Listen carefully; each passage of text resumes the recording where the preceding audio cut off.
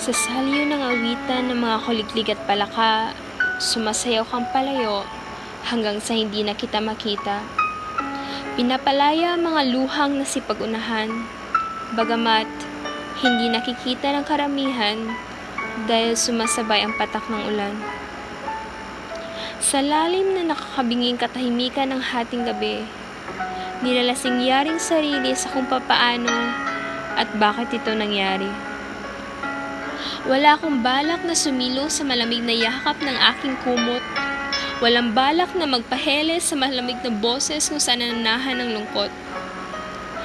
Asuglasog na at sugatan ng mga pakpak na aking nakakapa. Pinilay ng mga basaging salita. Salitang dahan-dahan, unti akong sinasakal.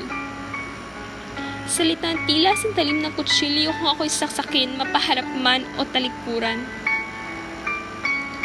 Binabakuran na ng matatayog na tinik, nakakulong sa pader ng mga linyang hindi na magkatugma ang pintig.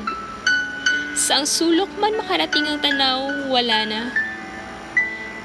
Tapos na ang araw na ika'y matatanaw. Nakakalungkot isipin na hindi na makukulayan ang ating nagawang pangarap. Pangarap na sabay nating inungit ngunit biglang nasayang. Hindi na ako ang hintayin mo sa harap ng maraming tao.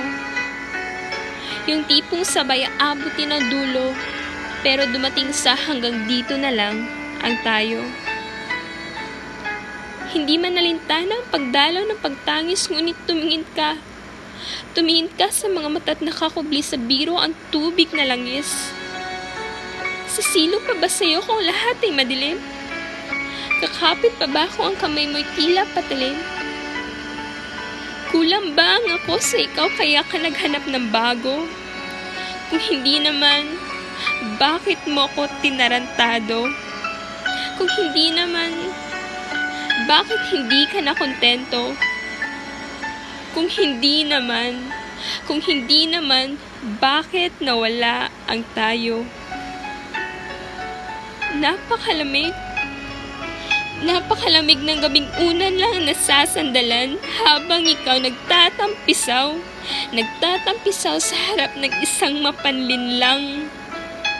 Ngunit gayon pa man, marahan kong isasara ang pintuan, sabay ngingiti at bibitawan ng mga katagang, hindi ka kawalan.